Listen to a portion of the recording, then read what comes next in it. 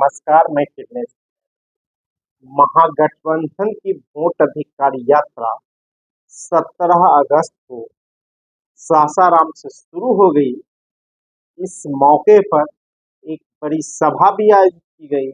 वहीं भारत निर्वाचन आयोग ने भी वोट चोरी के आरोप पर प्रेस कॉन्फ्रेंस कर अपनी सफाई दी है और पूरा ठेकरा विपक्ष पर ही छोड़ दिया है। आयोग ने कहा है कि मेरे लिए न कोई पक्ष है न विपक्ष है, सब मेरे लिए समकक्ष है। लेकिन मुख्य निर्वाचन आयुक्त ज्ञानेश कुमार ने कहा कि भारत निर्वाचन आयोग में ही राजनीतिक पार्टियों का निबंधन होता है, यहीं से जन्म होता है और इसलिए हमारे लिए सब बराबर है। लेकिन भारत निर्वाचन आयोग भूल गया कि जो पार्टियां आरोप लगा रही है उसका जन्म भारत निर्वाचन आयोग से पहले हुआ है। भारतीय राष्ट्रीय कांग्रेस का स्थापना 1885 का हुआ है, जबकि भारत निर्वाचन आयोग का स्थापना 1950 में हुआ है। सीपीआई का स्थापना 1925 में हुआ है। भारत निर्वाचन आयोग का 1950 में हुआ है।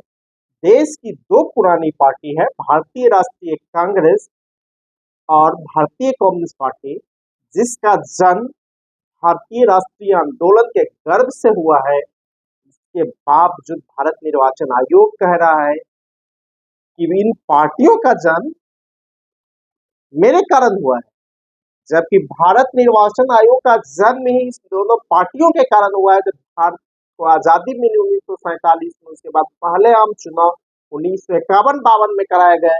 इससे पहले भारत निर्वाचन आयोग की स्थापना 1950 में हुई थी। तो मुख्य निर्वाचन आयुक्त ज्ञानेश कुमार जो बोल रहे थे कि हम हैं इनके जनदाता, वह पूरी तरह झूठ बोल रहे थे और मुख्य निर्वाचन आयुक्त का एक और झूठ पकड़ा गया। साथ ही साथ प्रधानमंत्री नरेंद्र मोदी का बिहार दौरा भी, अगर वोट अधिकार यात्रा पर नजर डाला जाए तो आज जो सभा हुई 17 अगस्त को सासाराम में, इस सभा को राजद सुप्रीमो लालू प्रसाद यादव, कांग्रेस के राष्ट्रीय अध्यक्ष मल्लिकार्जुन खड़गे, लोकसभा में प्रतिपक्ष के नेता राहुल गांधी, बिहार विधानसभा में प्रतिपक्ष के नेता तेजस्वी प्रसाद यादव, सीपीआई के सांसद पी संतोष, सीपीआईएम के पूर्व पोलिट ब्यूरो सदस्य व पूर्व सांसद सुभाषिनी अली सहगल, सीपीआईएमएल के राष्ट्रीय महासचिव दीपंकर भट्टाचार्य सहित महागठबंधन में शामिल सभी पार्टियों के बड़े नेताओं ने संबोधित किया। यह यात्रा 31 अगस्त तक विभिन्न जिलों का दौरा करेगी और 1 सितंबर को पटना में इसका समापन होगा वोट अधिकार रैली से। यात्रा 1300 किलोमीटर चलेगी और 25 जिलों होकर गुजरेगी, बिहार के 9 प्रमंडलों से होकर गुजरेगी और इसका समापन पटना में 1 सितंबर को वोट अधिकार रैली के साथ होगी। उस वोट अधिकार रैली में भी इंडिया गठबंधन के बड़े नेता शामिल होंगे। इस दौरान सभी नेताओं ने एक तरह से मौजूदा केंद्र सरकार और भारत निर्वाचन आयोग पर वोट चोरी का आरोप लगाया और विपक्ष के नेताओं ने कहा आयोग भारतीय जनता पार्टी के इशारे पर काम कर रहा है और पूरी तरह प्रधानमंत्री नरेंद्र मोदी जो कह रहा है वही कर रहा है। भारत निर्वाचन आयोग पूरी तरह प्रेस कॉन्फ्रेंस में सफाई दे रहा था, लेकिन हाल के दिनों में जो चुनाव कार्यक्रम घोषित हुए हैं वह लग रहा है जो भारतीय जनता पार्टी के नेता पहले से बोलते हैं वही कार्यक्रम भारत निर्वाचन आयोग घोषित करते रहा है। आज भी पॉलिटिकल पार्टियों के स्थापना दिवस को लेकर भी आयोग पूरी तरह झूठ बोला। कांग्रेस इन पर वोट चोरी का आरोप लगा रही है और आयोग कह रहा है इसका जनदाता हम नहीं है। तो एक तरह से कहा जाए तो भारत निर्वाचन आयोग की चोरी पूरी तरह बिहार में पकड़ी गई है। आयोग ने बिहार विधानसभा चुनाव से ठीक पहले बिहार में गहन मतदाता सूची पुनरीक्षण अभियान चलाया। 65,64,000 मतदाताओं के नाम सूची से काट दिए गए।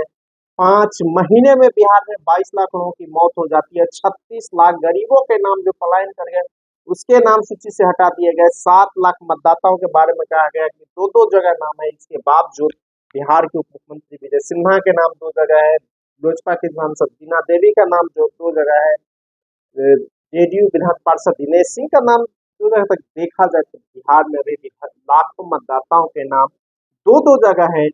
इसमें भी भारत निर्वाचन आयोग की झूठ पकड़ी गई है।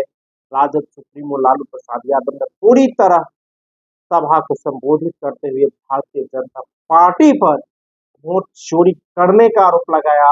लोकसभा में प्रतिपक्ष के नेता राहुल गांधी ने कहा, जब हम प्रेस कॉन्फ्रेंस कर आरोप लगाए तो हमें कहा जा रहा है कि शपथ पत्र दायर करो, जबकि भारतीय जनता पार्टी के नेता आरोप लगाता है उसे कुछ नहीं कहा, अभी तक कुछ शपथ पत्र नहीं मांगा जाता है। तो पूरी तरह भारत निर्वाचन आयोग और विपक्ष आमने सामने है।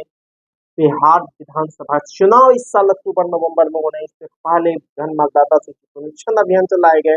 इसी में 65,64,000 मतदाताओं के नाम काट दिए गए। इससे पूरे राज्य से मुद्दा विपक्ष ने बनाया है। संसद नहीं चला, बिहार विधानसभा में मुद्दे उठाए गए। पूरे देश व्यापी ये सवाल उठने लगे हैं। जहां महाराष्ट्र चुनाव में 1 करोड़ वोटरों के नाम लोकसभा चुनाव की तुलना में बढ़ गए थे, तो बिहार विधानसभा चुनाव में 65,64,000 मतदाताओं के नाम काट दिए गए। जिंदा है उसे मृत घोषित कर दिया गया है, और जो पलायन गरीबी के कारण पलायन उसके भी नाम काट दिए गए। एक बड़ा मुद्दा बिहार विधानसभा चुनाव से पहले जो है, और विपक्ष ने अपने मतदाताओं को, अपने कार्यकर्ताओं में जोश फूंकने के लिए भी इस यात्रा का शुभारंभ किया है। यह यात्रा 16 दिनों तक विभिन्न जिलों से होकर गुजरेगी।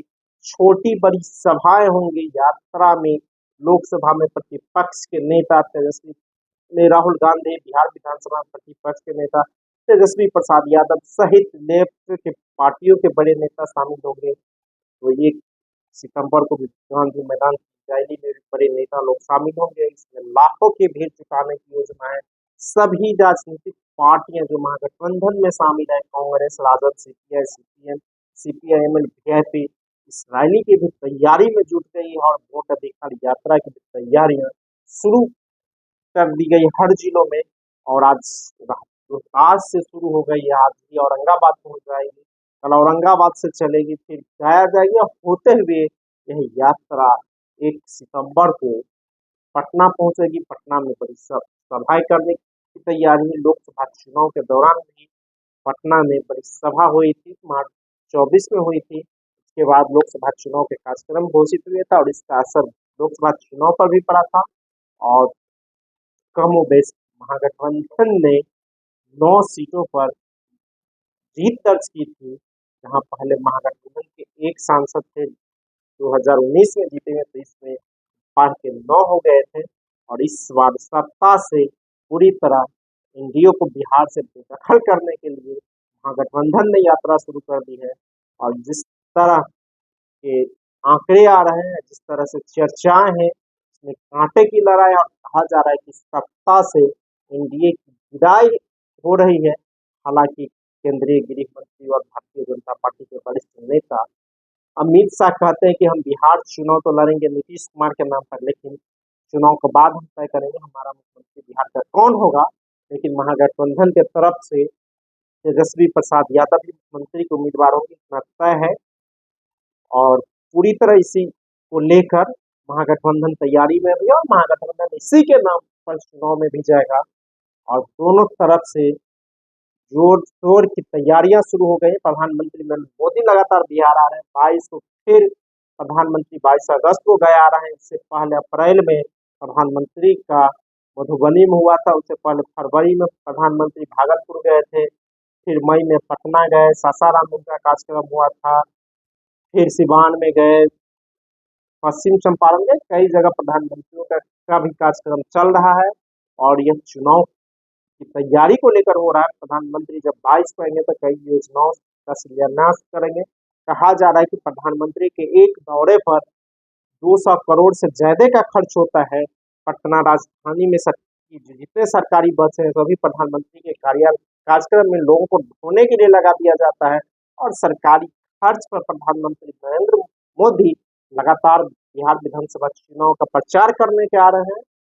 तो दोनों तरफ से तैयारियां शुरू हो गई है। महागठबंधन ने भी यात्राएं निकाल दिया है। प्रधानमंत्री भी 22 अगस्त को आ रहा है और भारत निर्वाचन आयोग ने सफाई दी है कि एक तरह से बिहार विधानसभा चुनाव में 3 मोर्चा खुल गया है।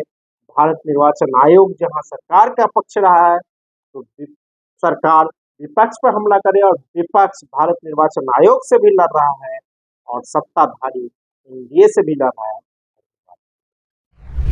अगर आपको ये खबर अच्छी लगी तो चैनल को सब्सक्राइब करना नहीं भूलें और बेल आइकन जरूर दबाएं।